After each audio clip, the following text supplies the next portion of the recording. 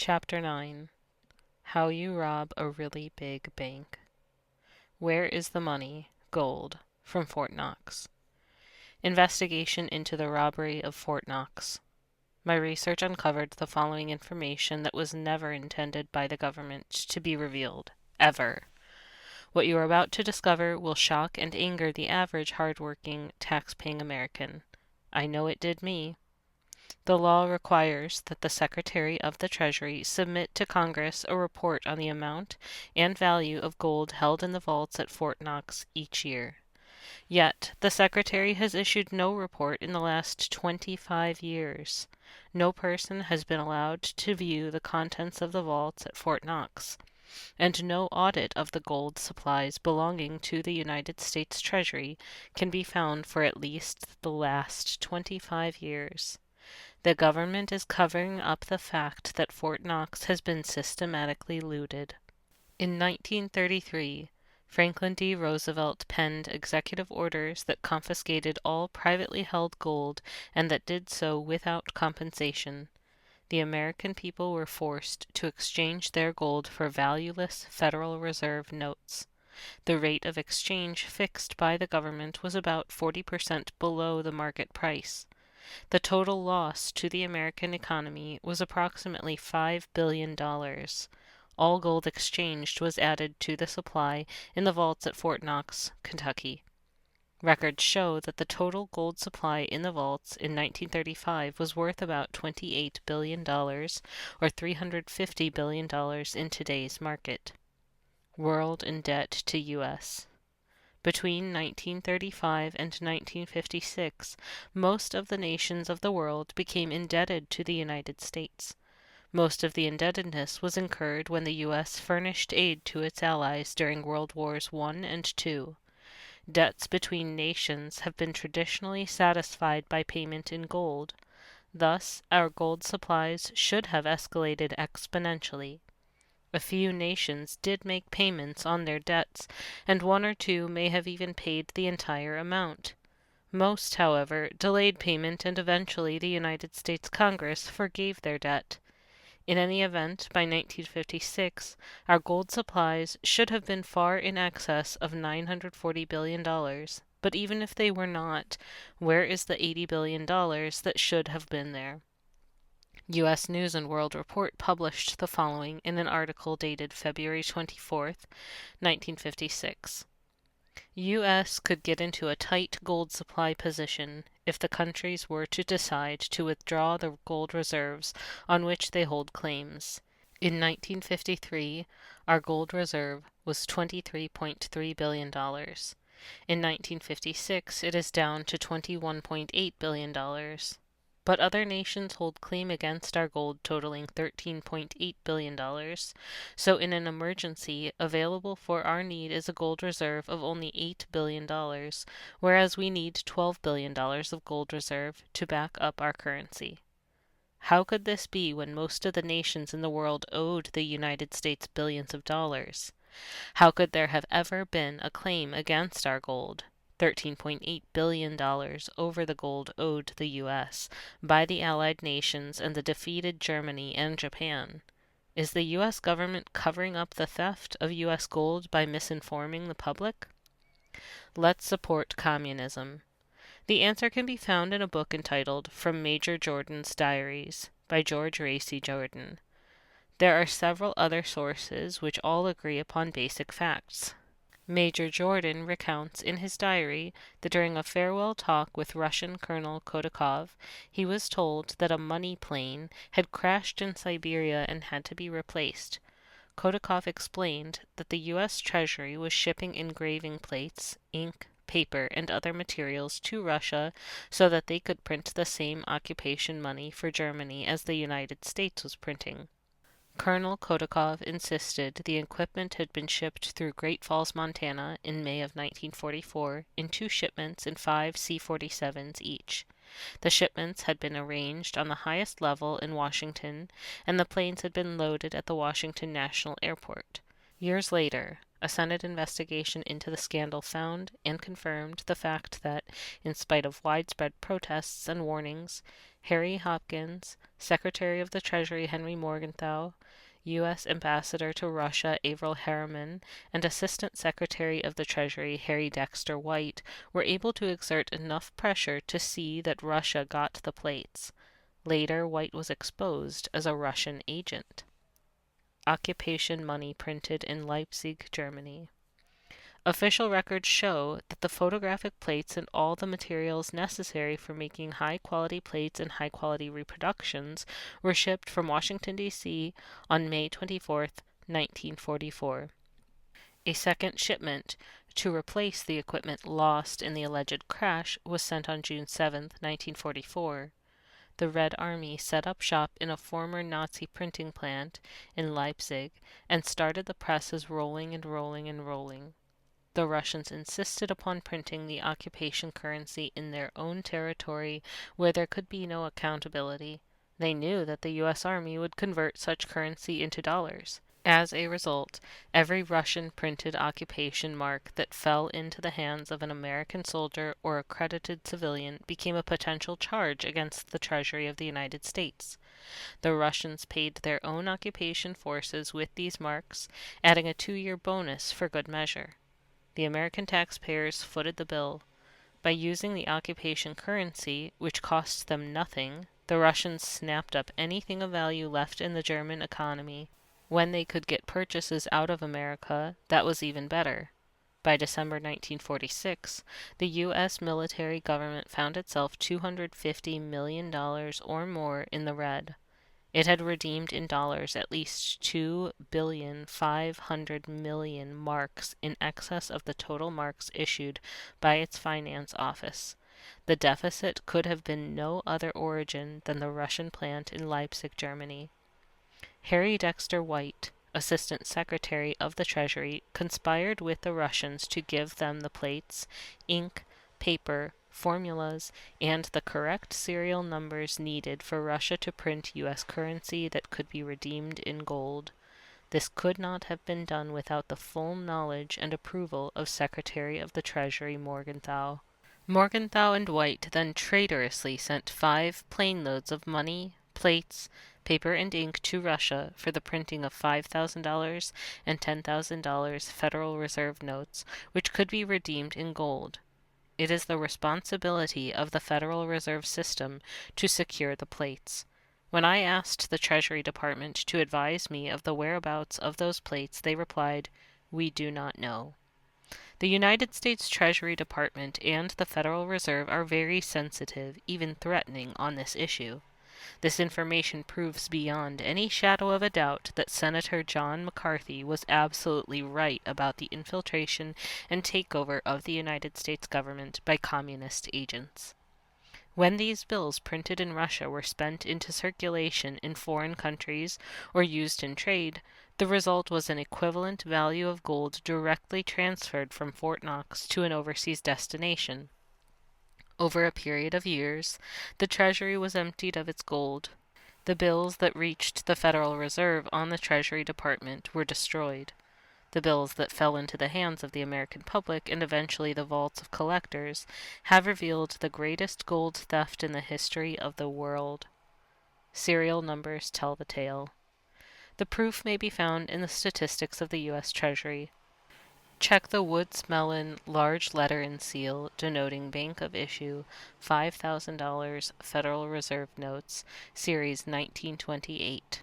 The record shows that for the Federal Reserve Bank in Boston, only 960 were printed, with the first note delivered on November 19, 1929, and the last note delivered on July 26, 1933. Mysteriously, in 1977, the record shows that there are 1,320 of these notes known to exist. The record shows the same notes were printed at the Federal Reserve Bank in San Francisco in the number of 1,224, with the first note delivered on November 19, 1929, and the last note delivered on July 23, 1930. Mysteriously, in 1977, the record shows that there are 51,300 notes known to exist. If you check the Julian Morgenthau letter and seal, $10,000 Federal Reserve notes, Series 1934, the record shows that the 5 Federal Reserve banks in Cleveland, Richmond, Atlanta, Kansas City, and Dallas were never issued plates for these notes. No notes were printed and none were delivered. Mysteriously, in 1977, the record shows that 1,480 exist from Cleveland, 1,200 exist from Richmond, 2,400 exist from Atlanta, 1,200 exist from Kansas City, and 1,200 exist from Dallas. I have included the documentation the Treasury does not want you to see.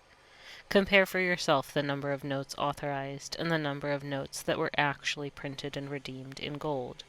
Then you tell me whether the international bankers and the Russians robbed Fort Knox in their plan to enslave the American people.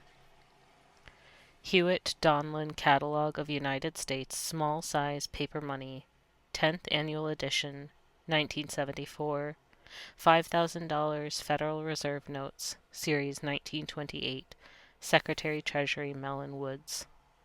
Federal Reserve Bank versus number of notes authorized. Boston, 960. New York, 2,400. Philadelphia, none. Cleveland, 2,400. Richmond, 3,192. Atlanta, 1,032.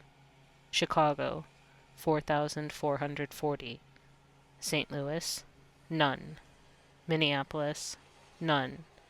Kansas City, 480. Dallas, 240. San Francisco, 1,224. $10,000 Federal Reserve Notes Series 1934. Secretary Treasurer Morgenthau Julian. Federal Reserve Bank versus number of notes authorized. Boston, 3,600. New York, 7,800. Philadelphia, 600. Cleveland, none. Richmond, none. Atlanta, none. Chicago, 3,600. St. Louis, 1,200.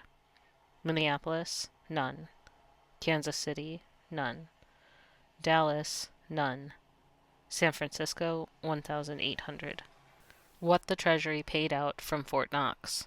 The Comprehensive Catalog of U.S. Paper Money, 1977. $5,000 Federal Reserve Notes, Series 1928, Secretary Treasurer Mellon Woods. Federal Reserve Bank versus number of notes printed. Boston, 1,320. New York, 2,640. Philadelphia, no record. Cleveland, 3,000. Richmond, 3,984. Atlanta, 1,440. Chicago, 3,480. St. Louis, no record. Minneapolis, no record. Kansas City, 720. Dallas, 360. San Francisco, 51,300. $10,000 Federal Reserve Notes Series 1934. Secretary Treasurer Morgenthau Julian. Federal Reserve Bank versus number of notes printed. Boston, 9,720. New York, 11,520. Philadelphia, 6,000. Cleveland, 1,480. Richmond, 1,200. Atlanta, 2,400. Chicago, 3,840. St. Louis, 2,040. Minneapolis, no record. Kansas City, 1,200. Dallas, 1,200. San Francisco, 3,600. 1938 law used to hide theft of gold.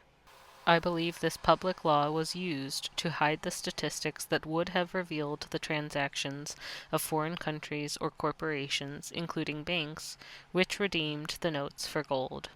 The fact that this law was passed years before the transfer of printing technology to the Russians is of little significance, as the plans for the destruction of America's monetary system have been long in existence, at least since 1910, as evidenced by the banking collapse of 1933.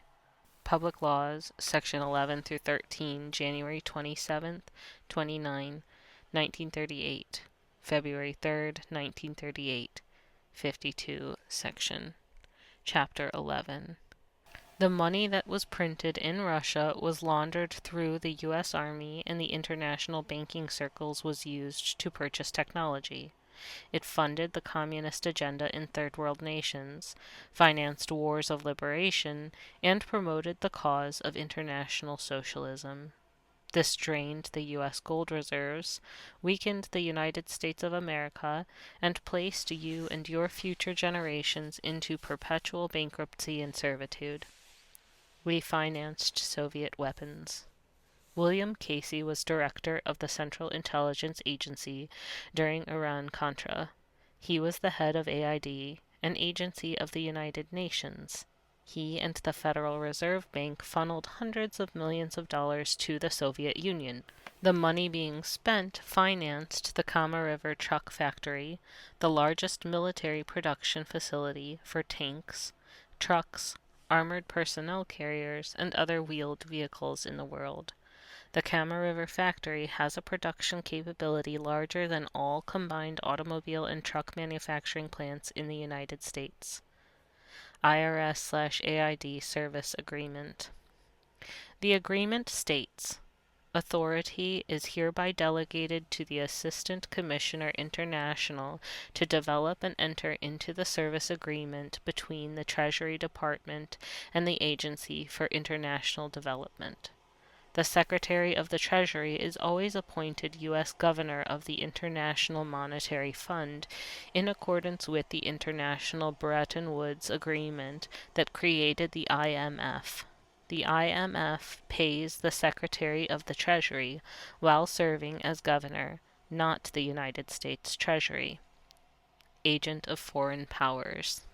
The Secretary of the Treasury holds the following positions, and at the same time he serves as the Secretary of the Treasury: U.S. Governor of the International Monetary Fund, U.S. Governor of the International Bank for Reconstruction and Development, U.S. Governor of the Inter-American Development Bank, U.S. Governor of the African Development Bank, U.S. Governor of the Asian Development Bank, U.S. Governor of the African Development Fund, U.S. Governor of the European Bank for Reconstruction and Development. The Secretary of the Treasury received a salary from each of these organizations, which literally makes him an unregistered agent of several foreign powers, as are any personnel that serve under him. This includes the Internal Revenue Service. A betrayal of trust. Those whom we trusted have betrayed the American people. We have been robbed of our dignity, our money, property, our freedom, and life. By choice and consent it happened, because we trusted imperfect men to rule imperfect men, and we failed in our duty as watchdog. It happened because we have been intellectually lazy, ignorant, apathetic, and mostly stupid.